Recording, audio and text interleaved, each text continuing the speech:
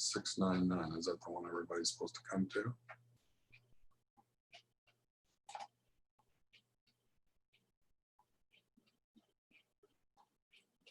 Yeah, good.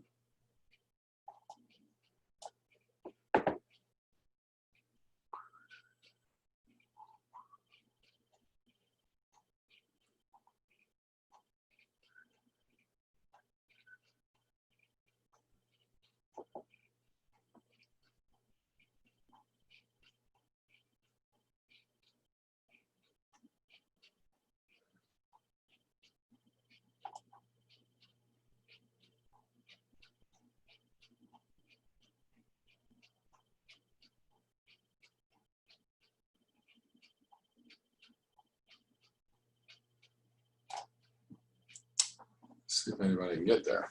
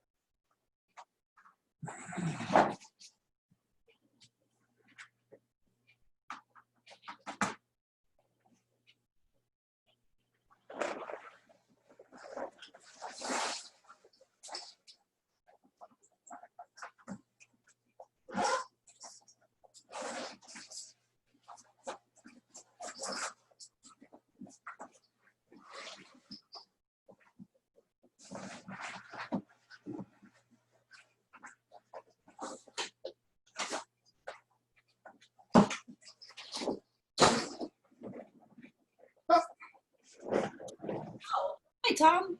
Hi there. Hey, did you have any problems getting onto the site? No, I just clicked straight through your link on your message. What was that? You click through and...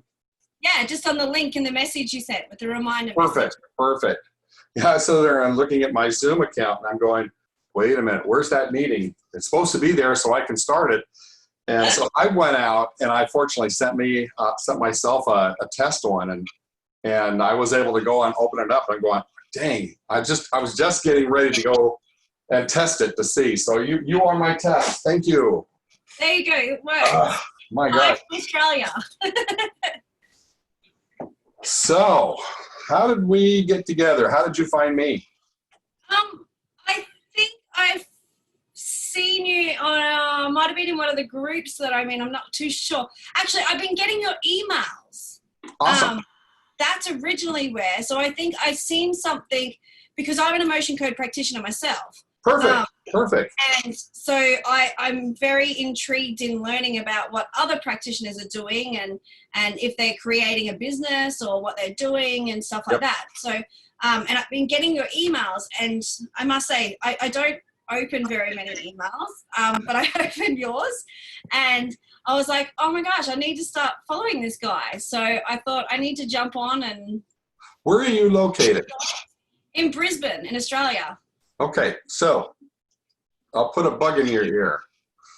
I am coming to Malaysia. I'm going to do a 4-day workshop in Malaysia in March. And I would love to continue to Australia and do a workshop there. Yeah, that would be awesome. I'd love, yeah, I was looking at, you know, creating some workshops or doing some stuff here as well. Because there's not very many of us here. Right. I actually have a few people who I've worked on this year who are now also becoming practitioners. But yeah, it's not very well known here.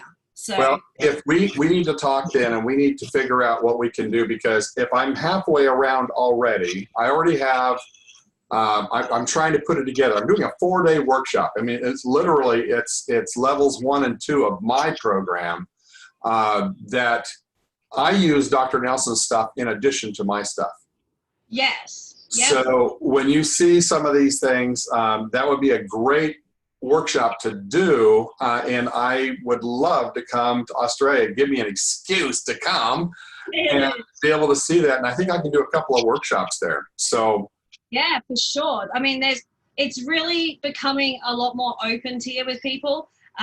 There's a lot of people who are looking at alternatives these days. I mean, the CBD oil kind of just hit everybody, and yeah, here too. Kind Yeah. of went crazy. But it's also still high. You know, it's very illegal here still in Australia, so you've got to be very careful with that stuff. But once it comes to healings and doing energy work and things, there's a lot of people now who are really stepping up and trying to find out more. Well, the group in Malaysia are paying for my way to there, and they're also, we're doing the workshop, and their concern, of course, the person that's setting it up, they're looking. She has been introduced to the emotion code. Apparently, there's somebody there that does the emotion code, but I do that plus. And I think would be really excited to see what it is that you can add to it. Wouldn't you think, David? Yes, absolutely. David and Glenda they're both on the call here. There are what we call ultimate healers. That's the program that I promote. And what we do is we take Dr. Nelson's stuff and we put it on steroids, basically. Exactly. Nice. Yeah. And so it really opens it up. And everything can be done online. But I'm really glad you're here, because I think that we need to make some connections and see if we can get 20 or 30 people together. Yeah. It would be well worth their time, and I will make it well worth your time to help me out there. So that would be awesome. They'll figure that out. Yeah. No, that's pretty much easy. That's no dramas. I mean, there's plenty of people who are just so much more open now, and they're wanting to learn more about healing themselves and how they can help others without having to have all these, medical and pharmaceutical and all the other bits and pieces, or we don't know how to fix you, but here's another suggestion. Right. Try this. Right. I don't have any idea. So what do you go by? Is it Nicola? Or Yeah. do you have the shorter name? Like we have Nicole is my daughter's name. We call her Nikki. So I just was curious. So Nicola, okay. And what we need to do is afterwards, we need to let me show you what I put together for them. And we'll see if this is something that you're interested in. I know you'd be interested if you understood it. So that's what I wanted to make sure that happens. Hello, Miss Marcia, and I'm Marilyn. I saw that Marilyn came out here last night. So did Glenda. I did. I had my dates wrong. Yes. And it's a hard switch when you think about Wednesday to Thursday. So Right. Well, it's Friday here. yes. So I was going to ask you, what time is it there? It's 11 a.m. Oh, so it's not too bad. Yeah. Just Not finished too up with bad. a client this morning because I had you booked in. I knew it was at 11, so I had a client booked in from 9:30 to 10:30, and then I've got another session for something else at 1 p.m. So I've kind of spaced it all out. All the kids are home from school, but they're Okay. all good, so yeah, it's Well, lovely. let's go ahead and get started. And I want to, I'm just going to put everybody on mute just real quick. There we go. And I'll go ahead and pin me up there so I can see what I'm doing. Okay, cool. So move that over. Well, tonight we're going to work on something that has been kind of bugging me for a while. And I put it on this little huge paper, so that I could keep track of things. And I put it in a stack that says, this is something we need to teach and go over. And so what I've done is I've expanded a little bit. I do have a little PowerPoint for you tonight. It's, let me just go ahead and share that. So there you go. You're official now. You can see that we have this thing. We're going to talk about how to talk and act during a session. We're going to expand on that a little bit more. But the main thing is I want you to understand that there's a lot of expectations that we fail to see sometimes, and that's something that kind of comes up and bites you. Now, I've done, most of you know this, I've done over 4,000 sessions just since 2015 when I started doing this full time. Now, I do this as a full-time business. This is the only thing I do. In fact, I'm getting to the point now where I'm not doing as many sessions. I did 6 sessions today. And then tomorrow, I think I've also got 6 sessions scheduled. I have been traveling, so everybody's excited to get in and fill up every extra minute I've got at home, which is really cool. And the other neat thing about this business is that you can take it with you anywhere. Literally, you know, I've got my little book. This is my Ultimate Healer book. I'm going to have to actually put my picture in the front, huh? Get rid of that Kajabi thing. And then I've got my tablet that I do my sessions on. So I take and do my sessions. In fact, let me just stop sharing for a sec so that you can see kind of what I work with. Let's see, let's move this. How do I get rid of that? Up there. Nope, cancel. I don't want to end the meeting. I was just trying to make the page open up a little bit further here. Anyway, and most of you know this. In fact, I'll just go right to a session that I've got on here. Don't worry, it's mine. So, press the button here. And yes, I do work on myself. As I would expect, everybody does work on themselves. Okay, close that, bring that up. There we go. And so I've created a template that I use, and you can see here that I use this special template to do my sessions.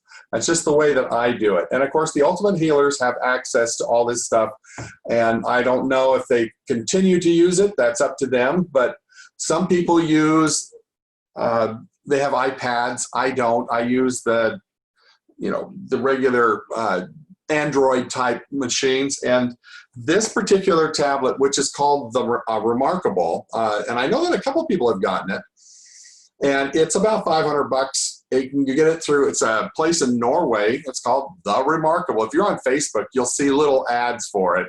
Maybe it's because I bought one, I see ads, who knows. But anyway, that's where I first saw it, and I thought, oh my gosh, I can take this format that I built this format, made it to a PDF, and then I downloaded it, and it has saved me, I would imagine, probably 100 or 200 hours of typing or retyping. Now, there's other ways that you can do it, but I like writing. So I can literally write this down and then click the button, put in the email address, boom, it's gone. And so that makes it really, really nice for me. And the other thing is I can store over 100,000 pages on here. And it updates to online. I'm not necessarily trying to push this. I'm just saying that this has made my business life much nicer. I used to do a sessions. I would do 6 to 8 sessions a day.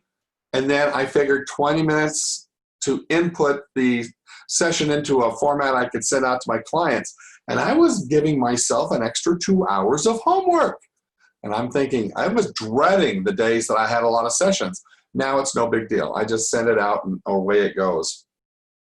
Okay, so now let's get back to our share. So really, what you think about when you're working with somebody, they've come to you, they put their trust in you, and the questions you should be asking yourself are, number one, do I have any repeat business? Now, it's gotten to the point, I've done this long enough, and when I started out, just like everybody has to do, with 0 clients. I had just moved to Texas, and I knew nobody there. Now, people in my church helped me to get certified as as a body code practitioner. But that was because everything was free. And so they were willing to be my guinea pigs, and I was able to get through that fairly quickly. I had started using the emotion code back in 2010. So I wasn't unfamiliar, and I had purchased the body code, but I hadn't got certification yet. So when I got my certification and did this work that way, I just started doing the work, and I'm going to tell you folks, you're going to give away about half of your sessions when you first start. It's just the way it goes. You need to make sure that you're proficient. So it's that training period. Plus, it gives you the opportunity to get the word of mouth out there. And so I put on here, are you receiving word of mouth clients? Now, for me, it was about 6 months into my first year full-time, 2015, when I met Miss Janla Van Zandt. And everybody knows what happened when she came on board. All of a sudden, I got open to a whole new group of people I had never dreamed of ever working with. So this was a wonderful thing. She became what I call a maven. A maven is where somebody promotes you. When they become an apostle, then it's something even further. But if you read the book, The Tipping Point, it talks about how things roll and get bigger and bigger, and you get to that point. So when Janla Van Zandt started working with me, or sending her clients to me more than anything, it just snowballed because people, word of mouth. Now, what do you think would have happened if I didn't do a good job? So you got to think about that part. That makes a huge difference. Why do people come back? You know, I used to own a restaurant. And when I went to culinary school, before the restaurant, I went to culinary school, and the first year, there's a 2-year program. First year is all about reading recipes and creating food. And it's not creating your stuff, it's following somebody else's recipe. And I really chafed at that because I am an imaginative person. I want to be able to create my own stuff. And what I found is that that's not what people want. And when I owned a restaurant, I realized that too. Why do you continually go back to the same place? Because you expect that particular dish that you love to taste the same every single time. There's a restaurant, I was just in Seattle, and we flew in a week ago Wednesday, and first thing in my mind was, we need to go to the Red Lotus in Auburn. Well, this place has been there for 60 plus years. As long as I've been around, they have had their restaurant. My parents went there, and then they brought us there, and I took my kids there. Not very often, they weren't into the Chinese, but I was. And the first place we go, boom, right down to the Red Lotus, got the same almond chicken because it was the same and it tasted great. All the food was exactly how I remembered it. That's why they have created a repeat person in me as well as everybody else. Even now, it's not in the best place of town. It's not in the best location. But because of what they get when they go there, people go out of their way to go to the Red Lotus. For me, I try to create an experience for the person I'm working with that is unique and fits the needs that they are looking for. So there's a lot of questions here, and I know that these are all questions that I had when I first started. I worried about how I presented myself. I didn't know. I was always trying to figure out how to do it better. Do you wonder if you're doing it right? How many people, raise your hands if you think you wonder about if you're doing it right? I mean, that's everybody. Everybody should have their hands raised. Hi there, Glenda. And let's see, and do you set yourself up for success? So there's a lot of different things. And where would you rate yourself on confidence? So these are big things that you need to kind of think about. If you're thinking about creating a business, you want to make it so that somebody says, oh, I want to go to that brand name. I want to go to the Maryland store. I want to go to the Glenda store. I want to go, and I trust them. And just as Janla was always getting people coming to her and asking questions, she could easily send them to me because she trusted me in what I was presenting. So trust is a huge thing. So here's the question too. What do you offer currently in your sessions? So you need to create a package. And I believe that this is really the case. People come to you and they're going to pay you money to do a session. But what are you offering to them? Literally, we can take our work and we can do a session and we can be done and they can walk away. And they might feel a little bit better than if somebody says, how much did you pay for that? And what did you get out of that? And you're going, I feel better. And that's about all you've got. So what you want to try and do is create a package or something that will be exciting for somebody else to say, you need to go see this person because she is so stinking awesome. You're just going to feel great. I know you're going to love it. How many people want to be in that situation? Okay, so everybody wants to be in that situation. And you know what? Here's the cool thing about it. Everybody is different and each person is unique. So when we go and we create this package of whoever we are, that becomes your brand name. Now, obviously we can always get better. Obviously we can always add things on, but they need to be able to know that when they come to you, there's certain expectations. That makes sense, right? I mean, it just adds up, right? So one of the first things, these are the things that I think are important. You got to be on time. If you're saying you're going to start a session, because I'm really sloppy on that sometimes when I do these webinars, I have a tendency to wait and wait and wait. And I finally realized, no, I need to start on time because it sets a precedent for future. How many people have had clients that, and they just keep talking and they keep talking and they keep talking. Okay. And you finally feel like, I had one client, she would call in, or we actually did a Zoom session. And at first I was very annoyed because she didn't let me talk at all until almost the last part, and we do a quick session. Until I realized that there's multiple ways to do a session. And sometimes it's a matter of letting them spout and get everything out because that's very therapeutic. And then they will tell you, this is what happened from the last time you did, because we only seem to have like 15 minutes or less to do the actual work. But it was always so powerful. And this person analyzed everything. But if you're on time and you're ready to start the session, you still are able to take control. And the other thing that I should probably make sure somebody remind me that we're going to also talk about scheduling. Okay, that's a helpful thing to have out there too. And I want to show you what I use. But be ready to start your session. Okay, and do you have the notes from the previous sessions? Do you have access to stuff when you're working with someone? The beautiful thing about this little device here is I email a copy to myself. So I use my computer. Now, do I have to? No, but I'm a former geek with computers, so I have 4 monitors, literally. It's overkill. And what happens sometimes is I'm in there a Zoom session or a Skype session, and all of a sudden my system crashes, boom. And I'm like, crap, what am I going to do now? I'm talking to somebody in Europe or Australia or wherever, and I'm like, I can't call them because I don't have the phone number. I don't know what I'm going to do. So I have to be able to get back up and going quickly if I need to. And if I'm traveling, I need to have access to those previous sessions. So I have a laptop. I have a tablet that are my backups. Plus, I have the emotion code. Oh, where'd my phone go? Anyway, it's on my phone somewhere. Oh my gosh, I didn't realize I misplaced my phone. So anyway, but I have it on my phone, and I use that if I'm traveling or I'm driving somewhere and I need to do a session.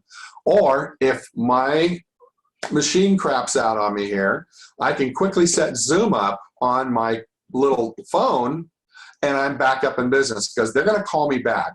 So when you start doing this, professionalism means being ready to start the session, but you'll also want to make sure that they understand what their responsibilities are. I always tell everybody, you need to contact me. You need to call me. If we lose something, call me or just try to reconnect. And I try to have enough redundancy to set up so that, yeah, it's not an issue. I can get back up. You may have a different view because it's coming from my phone.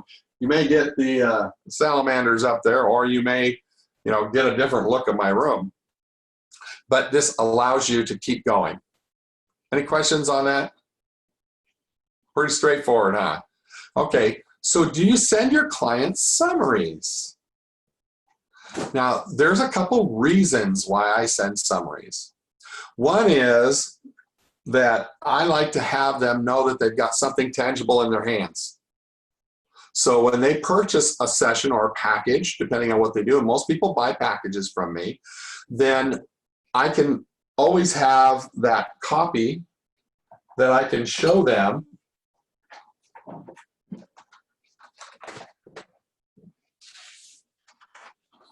and also that they can get a hold of. So I'll just cover the name up here. So this is the copy that they have. Let me just stop the share real quick. There you can see a little bit better. So these have something here that they can go back and look at. Now I tell them, don't dwell on this. In other words, I don't want you to go back through and reliving these experiences that we cleared.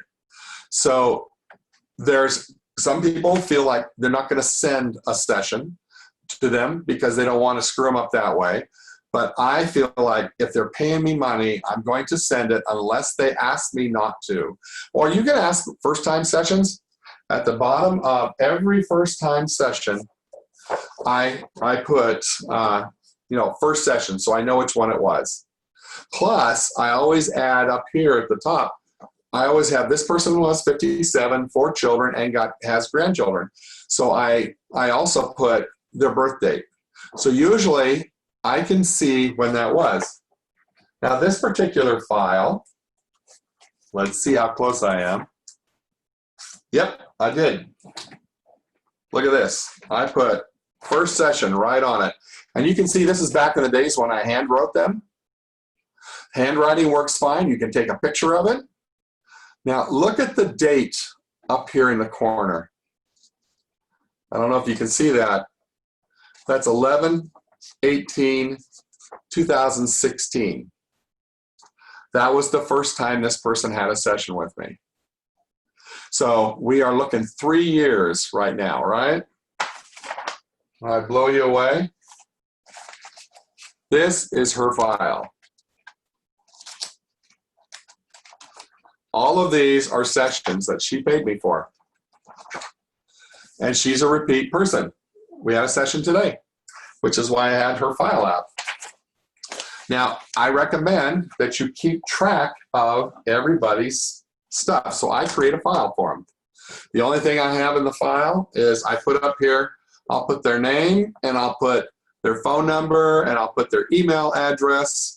I've got their age. Notice how many times this has been changed through the years. They never will see this file.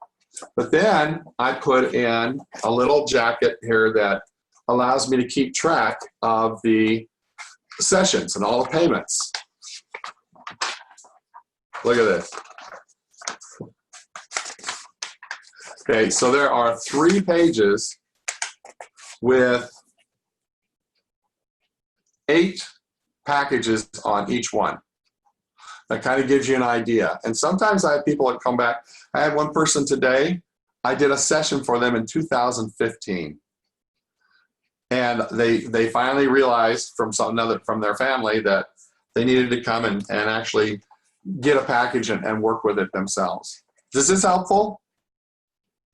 So look how thick that file is, just that one person. Now, I don't create a file for them unless they buy a package. So I have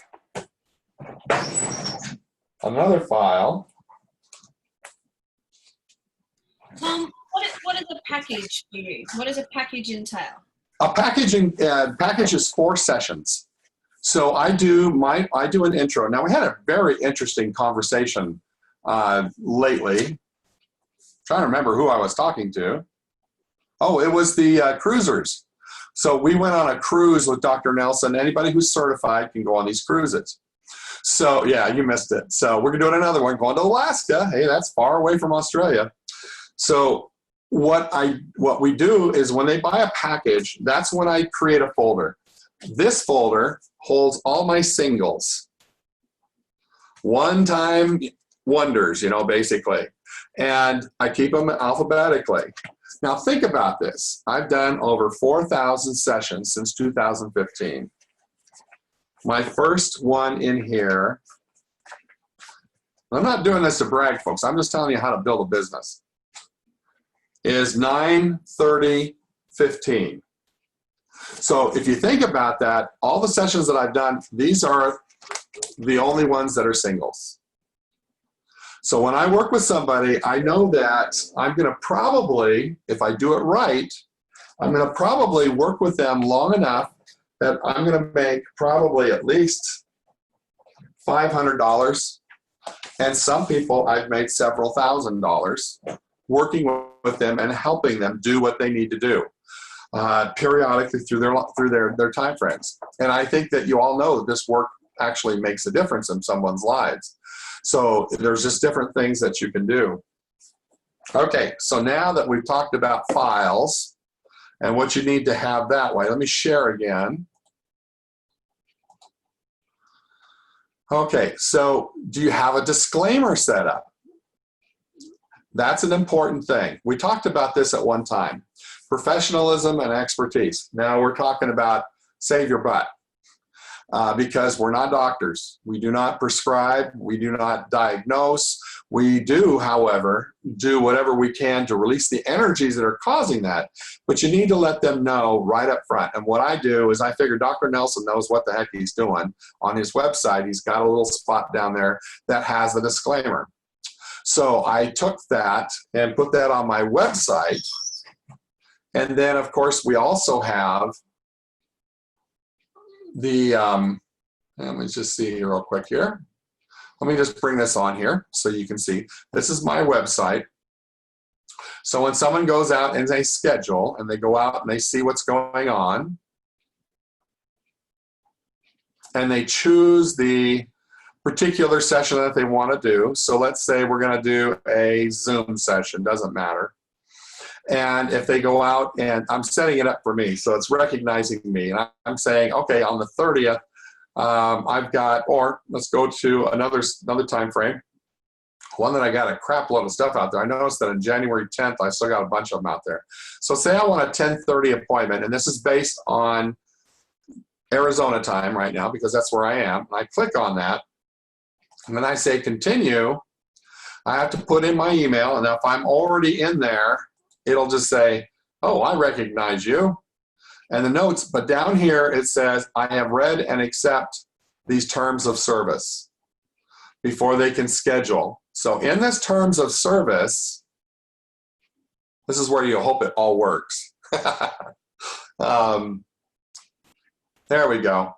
It's the consent form that I basically took the same stuff as before and I plugged in my name on these different places. Now, let me tell you why this is important. I have a very, very dear friend that I just recently lost. She died of cancer. I worked with her for over 10 years in doing various things for her, helping her with various issues in her life. And she got to the point where, when we went for about 6 months without seeing each other. And then we came back on and we started working together again because she had this issue. It was, and I told her, I says, you need to go see a doctor. And she says, I don't want to see a doctor. I'm overweight. I'm embarrassed that a doctor would have to look at me, especially where this is. And it was uterus cancer. And she goes, I don't want a guy down there, looking at all this stuff. I'm embarrassed. I said, you need to go see what's done. And it was to the point where she had to bathe every time she went to the bathroom because the burning was so intense. And I'm just like, you need to go see a doctor. Well, unfortunately, she didn't relay that information on to some of her friends and her daughter. She said, oh, Tom says I'm going to get healed from this. And we're working on it. We're going to do it alternatively. I don't need to see a doctor. Well, I didn't realize there was a real problem until I went to see her just before she died. And I found out that they were going to sue me because they thought I had been telling her she didn't need to see a doctor, that she would be healed. And I'll tell you, scared the bejeebers out of me. Fortunately, I don't make enough money to have them worry about me. But that was a concern. And so you need to protect yourself because somebody will come after you if you're just trying to do your best. Here's the kicker. Because she was such a dear friend, personal friend, I never charged her for a single session. And yet they were willing to come and get me. Now, one of my protections, they have to click this when they set up an appointment. You see that? And this gives me protection. It says, I understand that, let's see, where is it?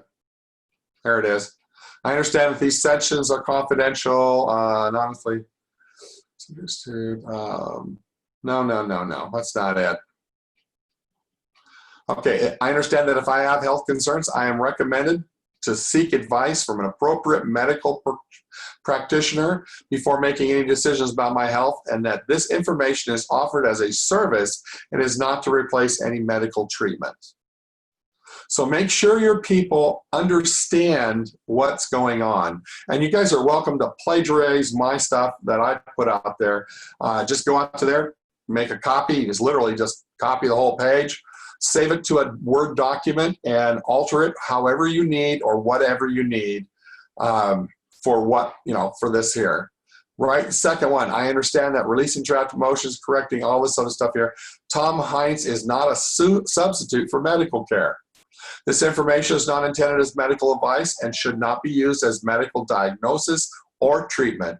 Information received is not intended to create any physician-patient relationship, nor should it be considered a replacement for consultation with a healthcare provider. I mean, that's pretty laid out there, right? So just remember that you need to have something that is protecting you. So Tom, people who come through, they always use that calendar for you?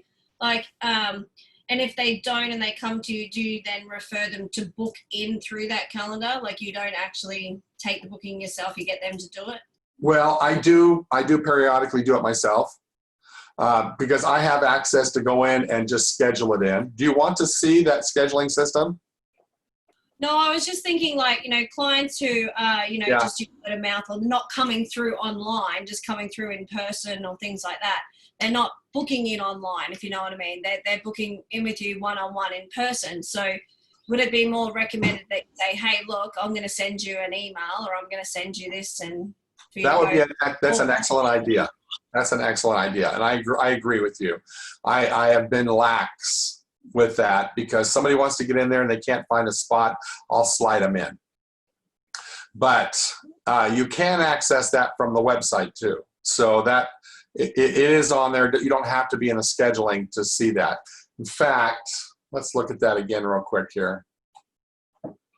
I believe under services, let's see, contact, let's work, testimonials, terms of service right here. So if they click on this, this will take them to that page eventually. There we go. So it's the exact same page that they can see right on there. So by having it there, that hopefully that makes the difference. And if you go back, you'll notice that at the bottom, if we get that page back here,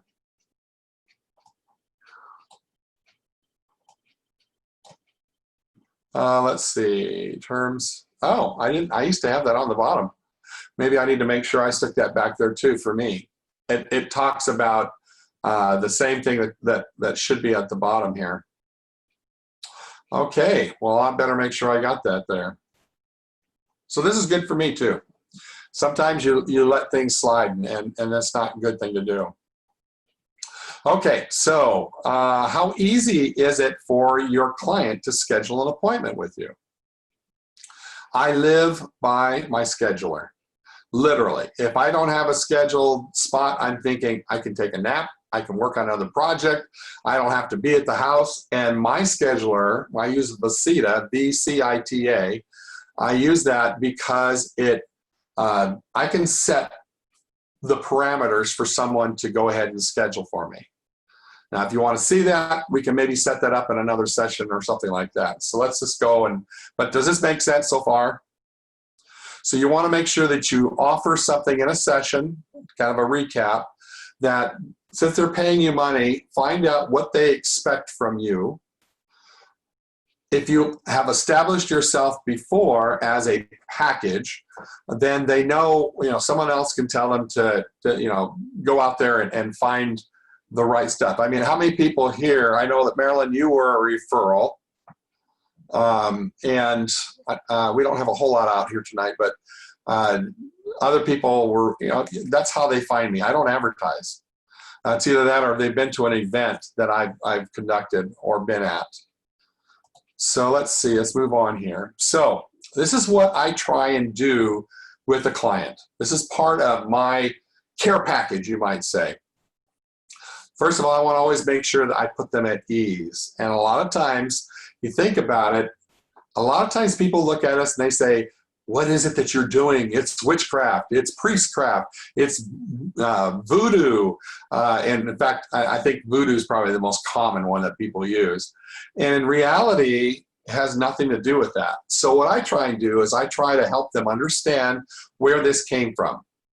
And so, for example, I've got, even in the upcoming MasterMind Summit, I've labeled the days. So we've got discovery is the first day.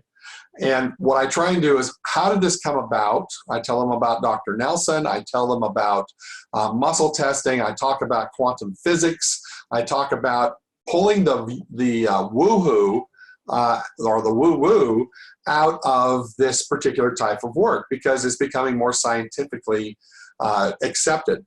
Now, some people don't want to hear that, which is fine. They just want you to fix them. I've had that happen. I don't want to know how it works. I just want you to fix me. And I go, no problem. They're a client. But we go in and we put them at ease. I want to make sure that they understand that I'm listening. So when you're doing this work, you want to make sure that you trust what you find. In other words, as you're doing your testing, if it gives you something, a lot of times you go, do I dare tell them what I just found out? You know, is it going to be so far out that that they're not going to believe it? Well, I find that 99% of the time when I do tell them, because I finally suck it up and just say, well, here's what I found, and they go, oh, wow, that makes perfect sense. I'm dealing with this, this, and this, and this. And I'm going, oh. So remember, you don't have to know and you don't have to understand why you're getting the answers you're getting, but you do need to trust what you find. So by being at trust, so you put them at ease, and then you're trusting what you're finding, where you're going, oh, I'm not sure, I'm not sure. Anybody see that commercial? Talks about the guy's laying there ready for the operation, and the nurse is saying, well, yeah, he's pretty good. Your doctor's pretty good. I mean, just pretty good? Well, yeah, he's pretty good. And the doctor goes, and you can hear him as he's walking in, he says, oh, by the way, guess who got his license back? And then he says, well, almost. And he comes in and he says, okay, are you ready to go? And he says, yeah, are you good? I'm pretty good. Basically, he says, I hope you feel lucky, basically. And the person walks out, gets ready for the surgery. How excited are we to jump into that surgery? Okay, so, I mean, it's kind of spooky because you don't know what these people are going to do. I have some people who are so sensitive that I can only do a half session on them. And then the results, you know, they say, I'm not sure if it did anything for me. But then you find out that, yeah, my digestion was, I had diarrhea, I had all this other stuff last time, you did too much. And I'm going, and you keep asking me if it's really doing anything. Well, we know it does stuff, but you gotta just go with what they are working with and help them understand, but you gotta have confidence in yourself. The other thing is, they're coming to you and they're not very happy. They have to come to you. Some people are excited because they're getting ready to move to the next level, but most of them are coming to you and they're not happy. They're sick, they're in pain, they have financial problems, they have all kinds of issues that they're trying to deal with. I find that if I can get them to laugh, it's going to change their paradigm. Tony Robbins, I love the way he does it. And he goes, he talked about on his Personal Power 2 way back then. That's like 20 years ago. Anyway, he was talking about how he was working at a seminar and he was taking a drink in between the break, during the break or anyway, and a lady came up to him and she says, Tony, I just wanted to catch you and let you know that. And she starts to cry, there's something going on with my husband. And he had a bottle of water and he had the cap off and he just flipped it like this and splashed water on. She and he goes, oh, I'm so sorry. I'm sorry. I didn't realize. Okay, I'm so sorry. What were you saying? And she goes, well, she looks at him a little hesitantly and she starts talking and she gets to the part again where she's starting to get on this cycle and she starts to go, and he flipped more water on her. And this time she's like, can't be twice. And he goes, I'm sorry. I don't know. I must have slipped or something. And this time she's almost chuckling a little bit and she's talking a little bit, and he does it a third time. And now she's laughing at the whole process. And he says, okay, now tell me. And she was able to go through the whole thing. He changed her paradigm about what was happening. We go in cycles. So when you can change your client's paradigm about a certain situation, and I just think that I just try to let them know. I said, this is so exciting. We can release this stuff. Oh, we got a nasty one. Hey, we got a curse.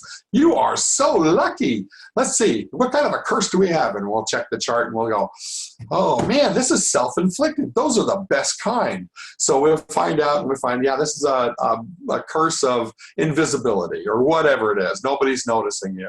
And by now they're laughing. They're going, oh, another one? I had 8 intolerances in a session today. 8 intolerances. And each time I just go to my intolerance chart and we find each one. And by the end, halfway through, she's like going, oh, another one? I said, no, this is good.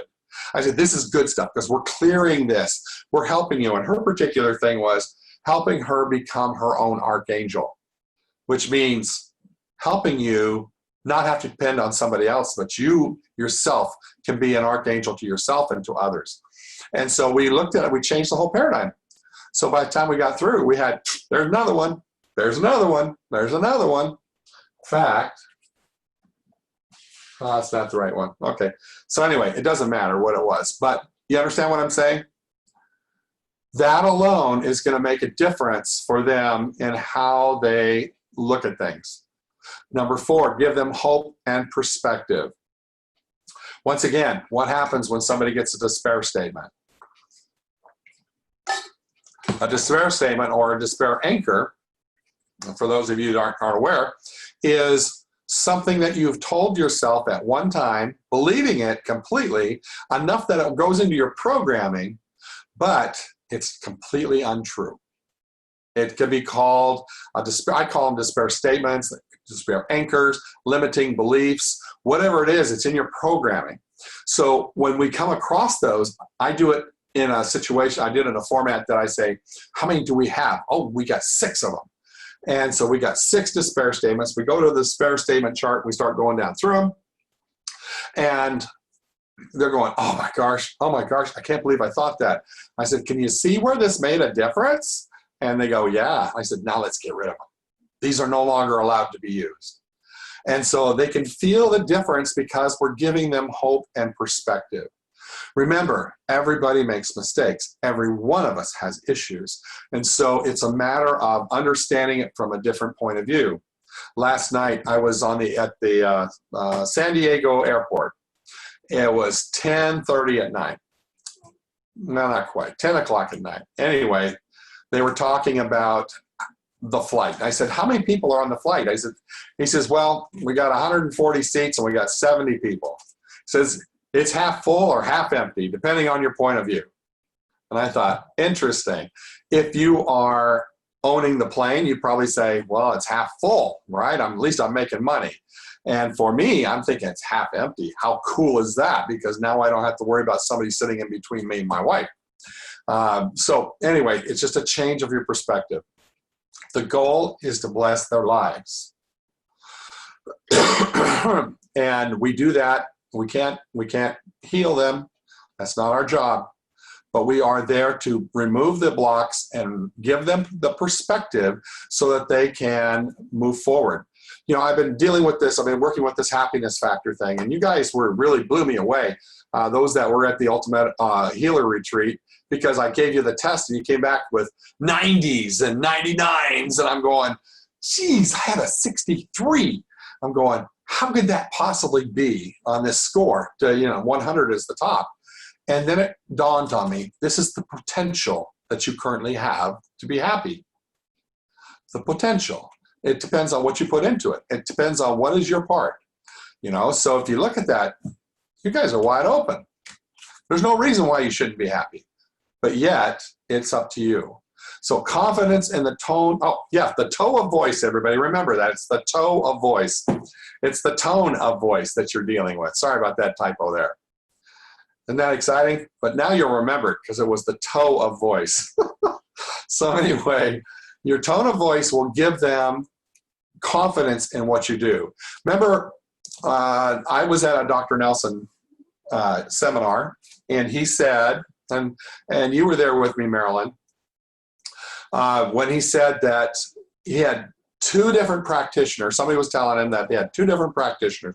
One was only charging $35 or $40, and another one was charging $120 or something similar to that. And the person who was normally coming to the less expensive one was saying, well, I don't know. I think I'm going to go to so-and-so that cost me $120 because they obviously know more what they're doing. And you sit there and you go, there's a value in what you're presenting. So we talked about this the other night on the ship. What do we call that? We call it the cruisers. There we go. The cruisers file. Our cruisers. And somebody was talking about, and I'm thinking, well, I only charge $65 for my first session. And I'm thinking I should probably raise it to $75. But I do charge $120 for a session. And then there's a package price that they can get. Well, the one lady says, well, I just do it the reverse. I charge them $150 for the introductory session, and then I discount my packages. So it's like $95 a session. And I'm thinking, well, I guess it's all in a matter of how you look at it. And I sat there and I thought, I can understand that. She's putting effort into this first person. She's letting them know that it's costing them $150. She's going to spend an hour and 15 minutes or whatever it was that she had allotted for that time. And I thought, I'll have to think about that one, mull that over. Remember, it's us that sets the limitations. Nicola, what were you going to say? I do that. My single sessions are more expensive than my packages. I definitely do first sessions that way. So you do your first session that way? And how do you find the way people work with it? They say anything different? A lot of people just want to have a first session just to see what it's going to do. They're Right. a little bit afraid to buy a package if they don't know what it does in the first place. So a lot of times I'll get that first session and then, they're back within a week saying, I want to do more, let's do it. So I find it's like a little bit of a door opener for them. Well, it's interesting because, I've kind of set a precedent. That's why I'm saying and bringing this out because, I've been doing this for 5 years now this way. Now, I started free for the first session, which was a mistake. Then I charged $35, and then I charged $50. Then I charged $65. It's gone up, and guess what? None of them have made a difference in the number of people who come to see me. So that is an interesting thing. I use it as a leverage because I do charge $120 for a single session. But if you buy the package, you can get, it drops it down to like 90 something or other a session. 97, some weird number. But anyway, it's just the way, because I charge $420 for a session, a package of 4. But then again, I have a special session package or package sessions for people that come through Ianla's program, because I want them to understand that I value so many people being brought to me. So I don't know. I don't know if I'm hurting myself that way or not. I am consistent in that way, but that's just something to be aware of. You need to put yourself where you need to be, and it's whatever you allow yourself to do. So here's something I want to make sure we cover. I got 10 minutes here. So what are you giving them unknowingly? So I had a session with somebody today who's a physical therapist. And I remember going to get a massage one time, and after the massage, I felt absolutely phenomenal because of the way this guy did this session. 15 minutes after I left his house, all of a sudden I went, wow, felt like I just elevated because all the energy was just working correctly. Now, let's change that. I went to another person who gave me a massage, and I felt horrible after she was done. Now, what I didn't know at the time was what was the attitude of the person who's doing the work on you? Because it's energetic, right? So if they're working on you and they're massaging you and doing this and they're pissed off, first of all, maybe she didn't charge enough, or she had a really crappy day, or her boyfriend is just, he's about ready to kick him out of the apartment, whatever the thing is, and that's getting pushed into you. And you need to remember, you do the same thing on your client. So if you're having a crappy day, you want to make sure that you set yourself aside. Are you shielded? Make sure you're shielded. So if they're having a crappy day, which, yeah, most of the time they have, because otherwise they wouldn't be seeing you. So they're having issues. Quick story, my father-in-law had a company called Glass Doctor. Maybe you've heard of it. It was national. And what we did there was we had a phone center where everybody called in, and we just scheduled trucks all over the country to go out and do the work. Well, our goal was to be the nicest people on the phones and make them feel happy, and or try to make them feel happy, because you know what? They weren't happy to call me. They were pissed off because somebody broke a window, either in their car, or they locked themselves out and they broke that little tiny window thinking it was the cheap one. Then they found out it was $300 for the replacement. They weren't happy. So all you could do was manage their disappointment. Now, when I worked as a chef at a wedding venue and people called in, now they're in a whole different frame of mind, because they're willing to spend $50,000, $60,000 for this wedding that they want. And because I am making my food, I was the chef and I created different things for them, they were excited to see what I could build for the pricing that they had.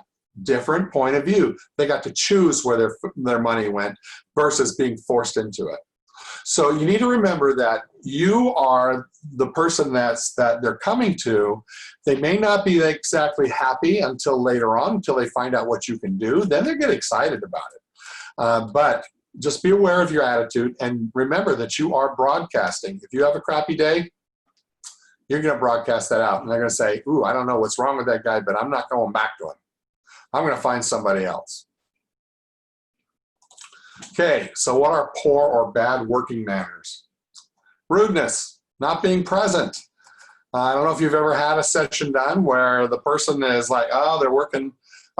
Classic example. I mean, just think about it. This was originally from doctors. So you think about that. They're doing surgery and they're talking about, oh, what's going on at your place, whatever. Well, the client or the patient is under. But yours aren't. Yours are there. You need to make sure that you're trying to be as present as you possibly can be. Now, there's always going to be things that come up. And I have learned this the hard way. Sometimes I just don't do it the way I should, probably.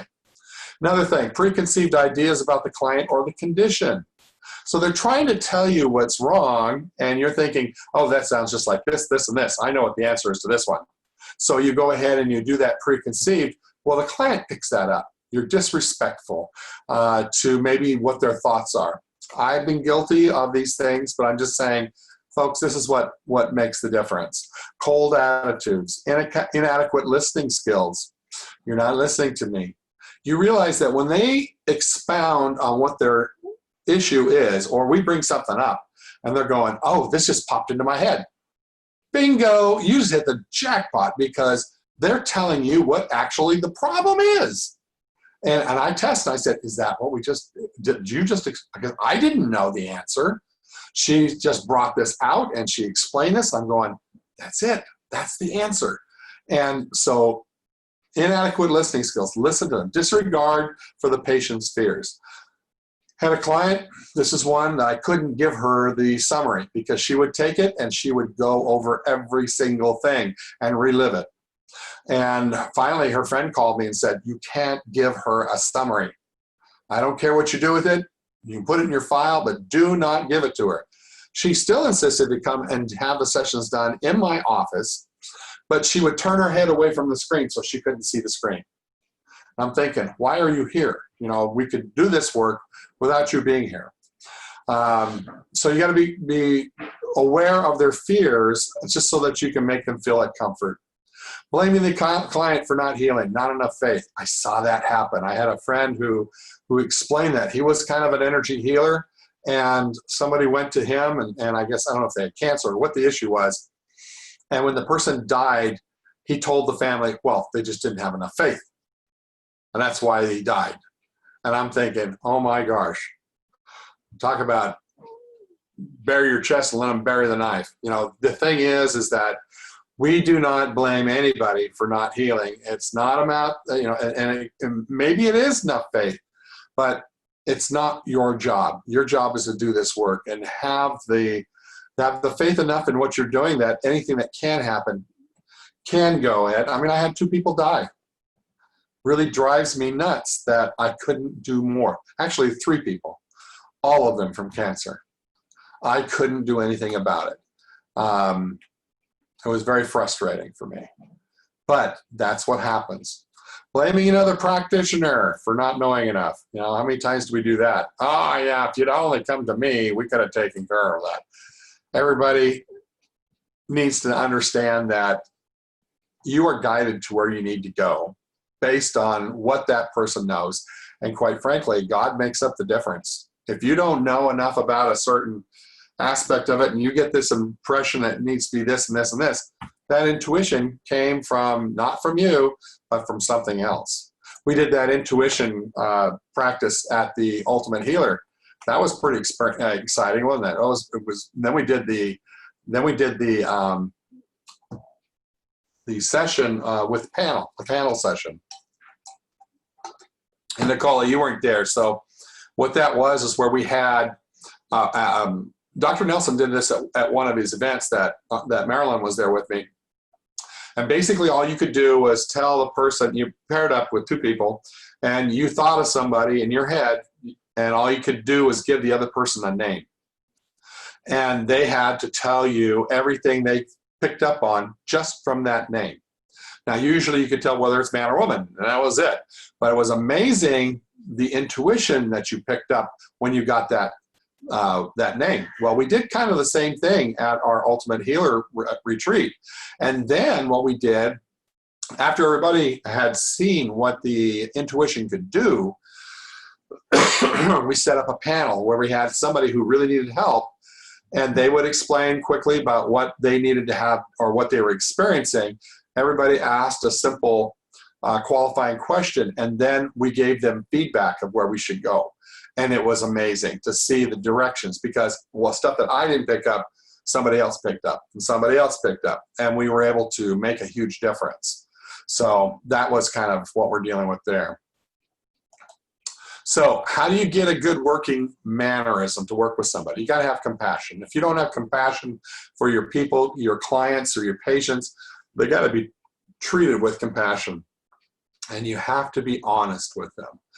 You know, I can't remember how many times I've heard this, that, you know, you're doing the session, I'm going, oh my gosh, I don't think I should tell them that, because it'd be just too much. They wouldn't be able to handle it. And later on, when it came out, they go, why didn't you tell me that? You know, why did you hold that back? I knew what that was. And I just got to the point where I'm just honest. I just tell them, this is what I've got. Does that make any sense to you? And they'll go, And then I'll have a little bit more intuition pop in. I said, well, how about if we twist it a little bit? That's exactly what happened. So then we figured out exactly what needs to happen. So you got to have respect for them. They're not stupid. They are coming to you for help. And by respecting them, they're going to respect you. And then clear and concise communications. Like I said, tell them what you need to tell them. And then pay full attention. So here's 9 tips. Boy, got more than you thought you were going to get, huh? Okay, so use strong communication. Be truthful and confident. We talked about that. First impressions with clients really do matter. So if you're going to, and I don't know if that was good or bad for me. When I first started doing this, I tell everybody, yeah, I'm wearing t-shirts and shorts and barefoot. And I'm going, well, like right now, this is what I'm basically wearing. I'm barefooted, got shorts and t-shirt on. it needs to be to the point where you have to be professional enough. When I do presentations, I do different dress. When I work with people at different levels, just be present and be at their level and you're probably okay. Master the art of leading a productive conversation. In other words, the client will take over if you let them. You need to be careful.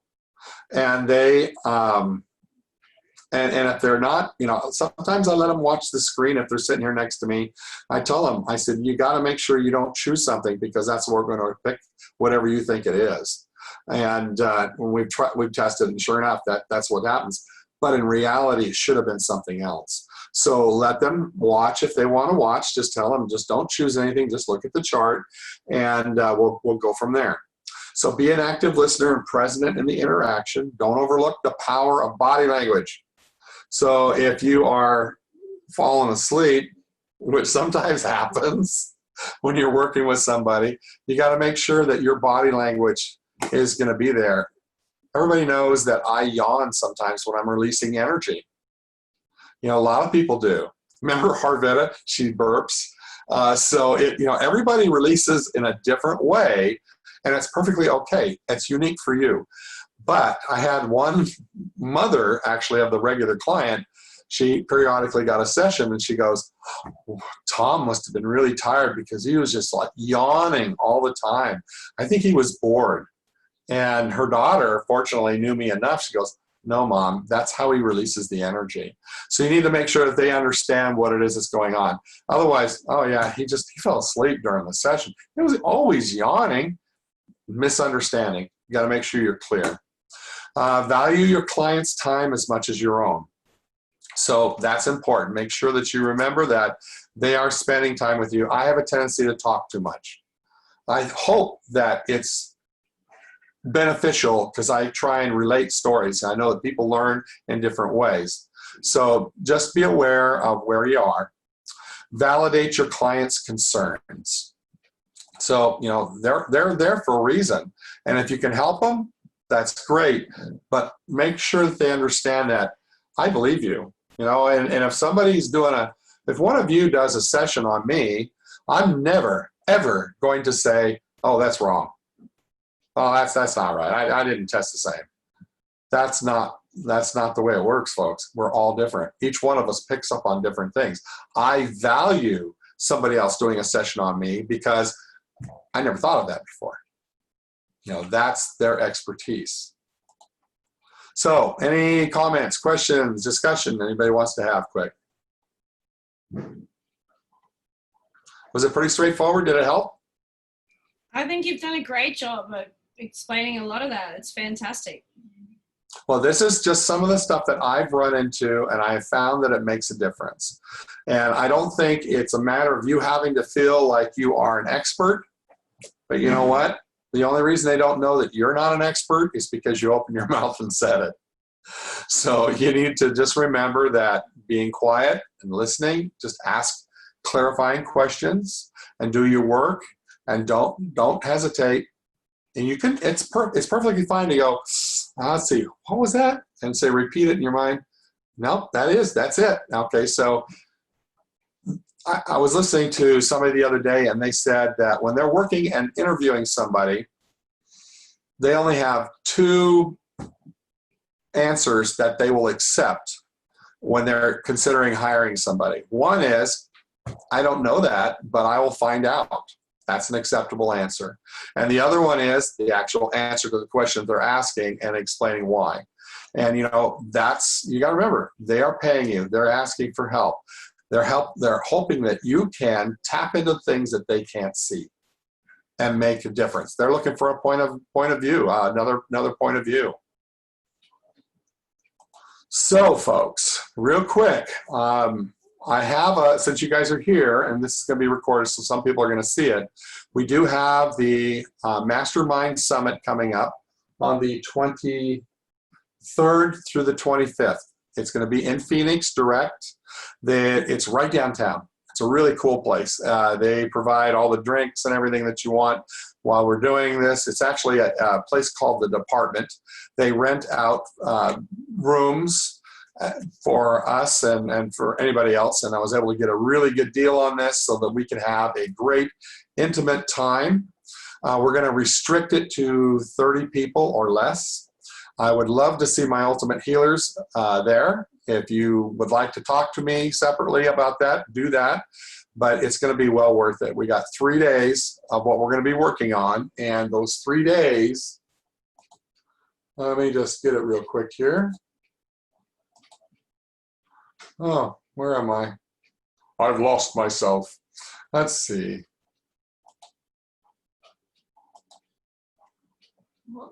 I want to bring this back over here real quick so you can see it. If you go out on the website, you can click on the MasterMind Summit. And right now, we still have a discount. It's the early bird until January 1st. So, like I said, you should be there. Just first day is discovery, second day is expansion, and the third day is our ultimate healer. Actually, I'm changing it for the 4-day seminar. So, Nicola, you'll see it a little bit differently for the one that we'd like to do in Australia. But it also has, second day is not expansion so much as, let's see, something like recognition, I think is what it is. So we're going to be talking about 5.5 parts of you and frequencies. And then we have release. And then the 4th day is expansion, where we go into some really cool stuff. So that, this is your stuff, guys. So if depending on who's there, we will alter it if we need to, but we can always use the same type of thing that we've been working with. And also you understand how networking makes a difference too. So anyway, that's what we've got. Hopefully we will see you all there. Any other questions before I let you go? I got another question, Tom. Sure. Okay.